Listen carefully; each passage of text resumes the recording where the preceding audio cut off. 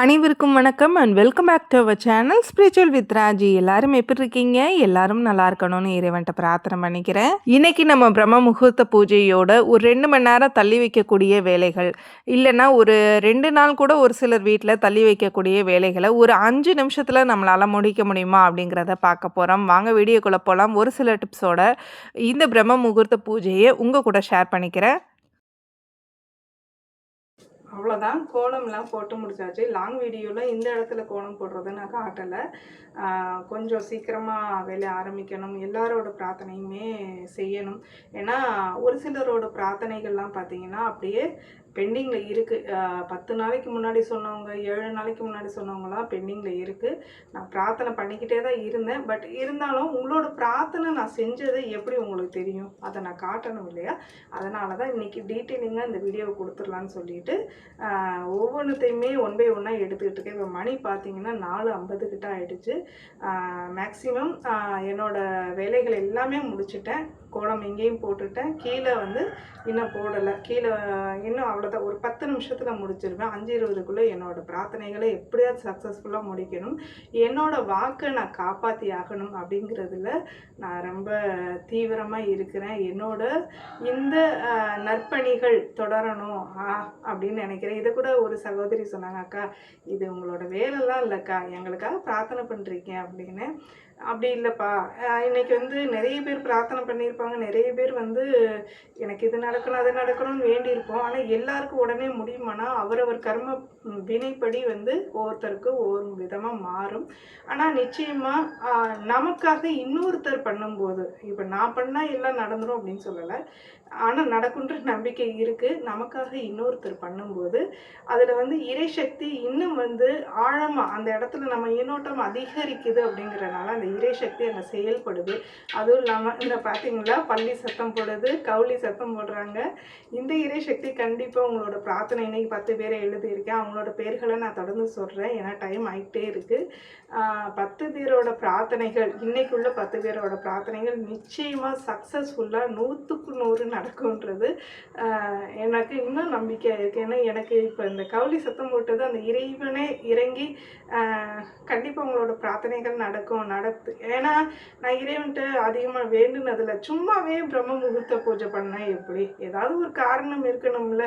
எனக்கு இறைவன் நல்லா தான் கொடுத்துருக்குறாரு. ஒரு சில கஷ்டங்கள்லாம் வருது, அதுக்காக நான் மறுபடியும் நான் நல்லா இருக்கணும்னு வேண்டதில்லை. ஒருவேளை இறைவன் உனக்கு நான் எல்லா விஷயத்தையும் நான் நடத்தி கொடுக்குறேன், சின்ன சின்ன கஷ்டங்கள் வரும், நீ அதை கடந்து வா, நீ என் பிள்ளைகளுக்காக நீ வேண்டு அப்படின்னு கூட இறைவன் சொல்கிற மாதிரி எனக்கு அடிக்கடி தோணுது.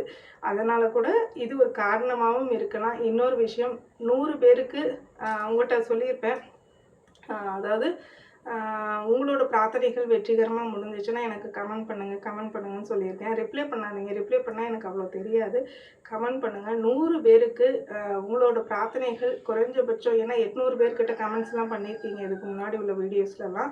100 பேருக்கு நடந்துச்சுன்னா நான் ஒரு சர்ப்ரைசிங் ஒரு வீடியோ கொடுக்குறேன், ஒரு விஷயம் செய்ய போகிறேன். அதை நீங்கள் தொடர்ந்து பாருங்கள், எனக்கு சப்போர்ட் பண்ணுங்கள். லாங் வீடியோ ரீச் ஆகுறது இல்லை. சில டைம் எதுக்கு லாங் வீடியோ கொடுத்துக்கிட்டுன்ற ஒரு எண்ணங்களும் வருது இல்லையா? நீங்கள் சப்போர்ட் பண்ணதான், ஷேர் பண்ணதான் இது மற்றவங்களுக்கும் போகும். இப்போ நிறைய நல்ல விஷயங்கள், திருப்பணிகள் மட்டும் இல்லாமல் நிறைய பேருக்கு ஒரு நல்ல உதாரணமாக இருக்கணும், நல்ல விஷயங்கள் தொடர்ந்து செய்யணும், தர்ம வழிகளில் ஈடுபடணும்னு நினைக்கிறேன். எனக்கு சப்போர்ட் பண்ணுவீங்க நம்புகிறேன். ஷேர் பண்ணுங்கள், முடிஞ்ச வரைக்கும் உங்களால் முடிஞ்ச வரைக்கும் ஷேர் பண்ணுங்கள். நன்றி. வாங்க நம்ம பூஜையை ஸ்டார்ட் பண்ணிடலாம்.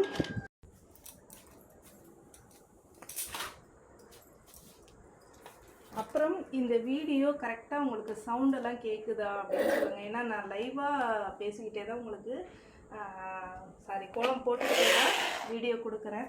இதோட சவுண்ட் எல்லாமே எஃபெக்ட் எப்படி இருக்குது அப்படிங்கிறத பற்றியும் சொல்லுங்கள். நான் ஃபோனில் டைரெக்டாக தான் பேசுகிறேன், மைக் எதுவுமே வச்சு பேசலை. அப்புறம் ஒரு சகோதரி என்ன சொல்லியிருந்தாங்கன்னா, நீங்கள் ஸ்டெப் பை ஸ்டெப்பாக கீழேருந்து அப்படியே மேலே போங்க சிஸ்டர், கீழேருந்து கோலம் போட ஸ்டார்ட் பண்ணியிருக்கேன் அப்படின்னு சொல்லியிருந்தாங்க. அதனால் கீழேருந்தே தான் கோலம் போட ஸ்டார்ட் பண்ணிக்கிட்டு இருக்கேன். அப்புறம் இன்னொரு டவுட் கேட்கணுன்னு நினச்சிருந்தேன். எனக்கு இந்த ஸ்டெப்ஸ் எல்லாமே ஓரத்தில் இந்த உப்பு கரை பிடிக்குது இல்லையா, இதுக்கு ஒரு ஐடியா பண்ணியிருக்கேன், டிப்ஸுமே நான் சொல்கிறேன். உங்களுக்கும் இதில் ஏதாவது ஒரு டிப்ஸு தெரிஞ்சாலும் என்கிட்ட ஷேர் பண்ணுங்கள். என்னோடய டிப்ஸ் மட்டும் இல்லை, உங்களோட டிப்ஸுமே எனக்கு உதவியாக இருக்கும், அதை நான் வீடியோலையுமே ஷேர் பண்ணுறேன். அப்புறம் நிறைய பெண்கள் ஸ்ட்ரெஸ் ஆகி இருப்பாங்க இல்லையா? ஏதாவது ஒரு டென்ஷன் இருக்கும். இல்ல வீட்டு வேலைகள் அதிகமாயிடுச்சுன்னு ஒரு ஸ்ட்ரெஸ் இருக்கலாம். இல்ல வேலைக்கு போகக்கூடிய பெண்களா இருக்கலாம். யாரா இருந்தாலும் பரவால்ல, எந்த மதமா இருந்தாலும் பரவால்ல. உங்களால முடிஞ்ச அளவுக்கு ஒரு சிம்பிளா ஒரு கோலம் போடுங்க. ஏன்னா, இந்த மாதிரி கோலம் போடுறதுனாலயும், டிராயிங் பண்றதுனாலயும், கார்டனிங் ஒர்க்ஸ் பண்றதுனாலயும், ஆர்கனைசேஷன் ஒர்க் பண்றதுனால நமக்கு ஸ்ட்ரெஸ் ரிலீஃபா ஆகும் அப்படின்னு சொல்றாங்க. அதாவது ஒரு தலை வலிக்குதுன்னா, அதுக்கு என்ன பண்றோம்? ஒண்ணு டேப்லெட் போடுறோம், இல்ல தூங்குறோம். அதுக்கான வேலைகள் என்ன அப்படின்னு யோசிக்கிறோம் இல்லையா? அதே மாதிரி தான் இந்த டென்ஷன், ப்ரெஷர், ஸ்ட்ரெஸ் இதெல்லாமே நிமிஷத்துல போக்கக்கூடிய தன்மை வந்து இந்த மாதிரி கோலம் போடுறதுனாலயும், இந்த மாதிரி நமக்கு பிடித்த வேலைகள் செய்றதுனாலயும் மாறும் அப்படிங்கிறதுல எப்படி சொல்றது? 100% நம்பலாம். ஏன்னா, நமக்கு பிடிச்ச வேலைகள் அங்க செய்யும்போது, இந்த டென்ஷன், ப்ரெஷர், சோர்வு இந்த மாதிரி எந்த ஒரு தேவையற்ற எண்ணோட்டங்களுமே நமக்கு வராது. நீங்க ட்ரை பண்ணி பாருங்க. அது மட்டும் இல்லாம, நம்ம பார்க்கக்கூடிய வேலைகள் ஹெவியா இருக்கக்கூடாது. யுனிக் ஒர்க்கா இருக்கணும். யுனிக்னா நம்ம பார்த்து ரசிக்கும்படியான வேலைகளா இருக்கணும். அத மட்டும் கவனமா பார்த்துக்கோங்க. அப்படி செய்யும்போது தான், அத நம்ம ஒவ்வொரு முறை ரசிக்கும்போதும், நம்மள மறந்து, மெய் மறந்து நம்மளோட ஒரு பாசிட்டிவிட்டி கிரியேட் ஆகும்.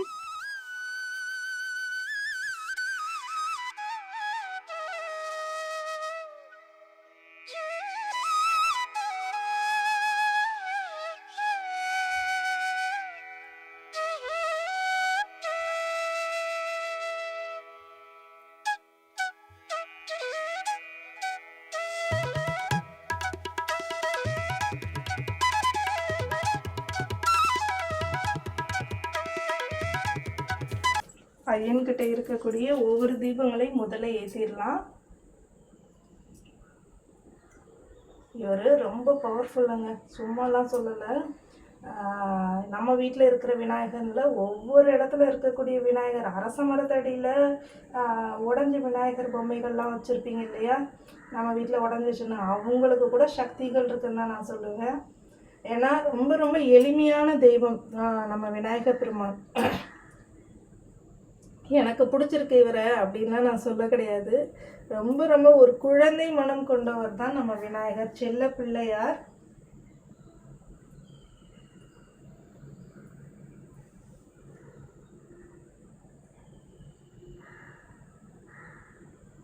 இன்னைக்கு இந்த அளவுக்கு என்னோட பிரார்த்தனைகளையுமே வெற்றிகரமாக நிறைவேற்றி உங்களோட பிரார்த்தனைகளையுமே சக்ஸஸ்ஃபுல்லாக அவர்கிட்ட வைக்கிற அளவுக்கு கொண்டு வந்திருக்காருன்னா அதுக்கு இந்த விநாயகர் பெருமான் தான் காரணம்னு நான் சொல்கிறேன், பெருமிதமாக சொல்கிறேன்.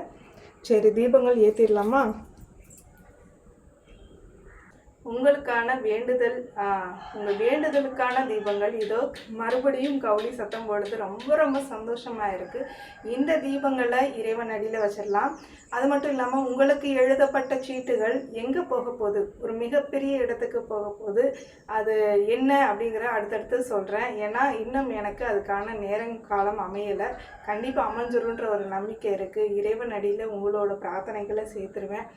நல்லபடியாக பிரம்ம முகூர்த்த பூஜை முடிச்சாச்சு. நம்ம வீட்டில் ஒரு 5 நிமிஷம் 10 நிமிஷம் வேலையை 2 நாள் 3 நாள் இழுக்கிறவங்களும் இருப்போம்.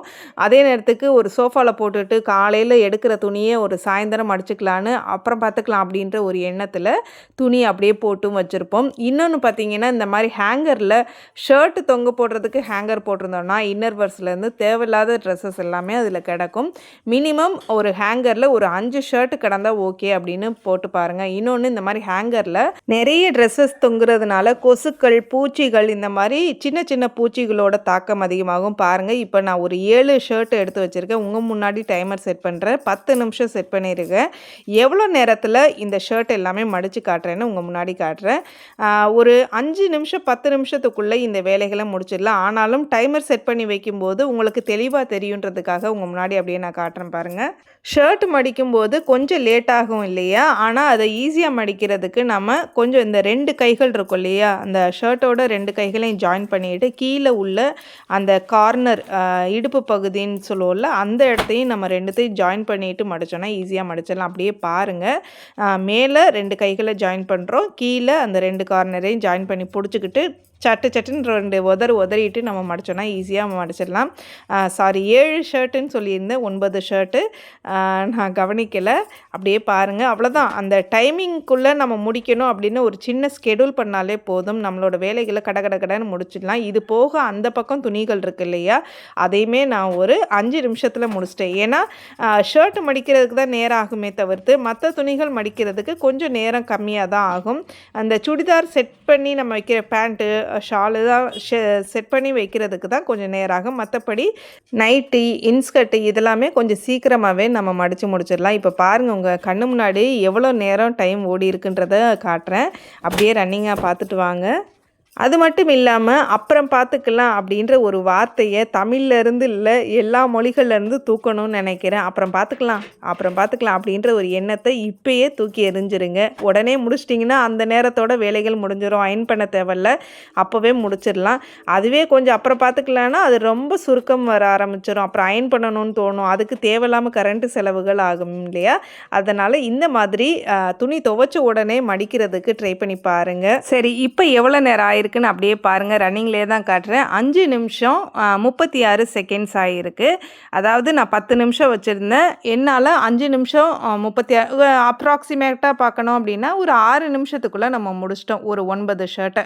அவ்வளோதான். ஒரு 6 நிமிஷத்தில் 9 ஷர்ட்டு நம்மளால் மடிக்க முடியும் அப்படின்னா கண்டிப்பாக டெய்லி ஒரு 4 பேரோட ட்ரெஸ்ஸஸ் டெய்லி நம்ம வாஷ் பண்ணிட்டோம் அப்படின்னா இந்தாதான் ஒரு 7-8 ட்ரெஸ் வந்தால் கூட நம்மளால் ஒரு 6-7 நிமிஷத்துக்குள்ளே நம்மளால் மடிக்க முடியும் இல்லையா.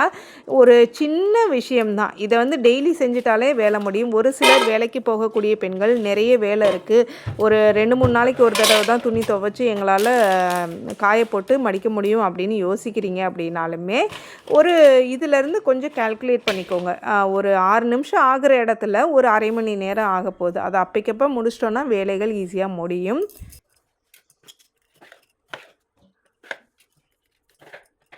அடுத்ததாக அசத்தலான இன்னொரு டிப்ஸ் பார்க்கலாமா. விளக்கு விளக்கணும். எனக்கு வந்து விளக்கு விளக்குனாலே ஒரு டென்ஷன் ஆகுது சிஸ்டர். வியாழக்கிழமை வந்துட்டாலே நிறைய வேலைகள் இருக்குது. குழந்தைங்கள பார்த்துக்கணும், மாமியார் பார்க்கணும், மாமனார் பார்க்கணுன்னு நிறைய வந்து நமக்கு வேலை சுமைகள் அதிகமாக இருக்கும் இல்லையா. அது மட்டும் இல்லாமல் நம்ம அப்படியே விளக்கு விளக்கி நல்லா நம்ம பூஜை ரூமை தகதகன்னு வச்சு தீபம் ஏற்றும் போது ஒரு சந்தோஷம் கிடைச்சாலுமே நம்ம கைகளில் ஒரு ரேஷஸ் வரதா இருக்கட்டும், ஒரு கைகளில் அந்த எப்படி சொல்கிறது சின்ன சின்ன தோல் உரியிறதா இருக்கட்டும், புண்கள் வரதா இருக்கட்டும், இதெல்லாமே இன்னும் சொல்லணுன்னா கைகளோட அந்த சரும பாதுகாப்பு இல்லாமல் ட்ரை ஆகிடும். நிறைய பேருக்கு ஸ்கின் ப்ராப்ளம் நிறைய வரும் இல்லையா.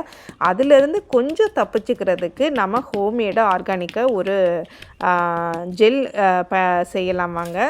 இதுக்கு ஒரு அரை செங்கல் எடுத்திருக்கேன். பூந்தி கொட்டை அப்படின்னு நீங்கள் கடைகளில் நாட்டு மருந்து கடைகளில் கேட்டால் கிடைக்கும். அந்த பூந்தி கொட்டையை ஒரு குறைஞ்சபட்சம் 1 மணி நேரம் ஊற வச்சுக்கோங்க. இல்லை எனக்கு சீக்கிரம் ரெடி பண்ணணும் அப்படின்னா வெதுவெதுப்பான தண்ணியில் ஒரு அரை மணி நேரம் ஊற வச்சுக்கோங்க. பூந்தி கொட்டைகளில் உள்ளே வந்து கொட்டைகளாக இருக்கும். அந்த கொட்டைகளில் எடுத்துடணும்.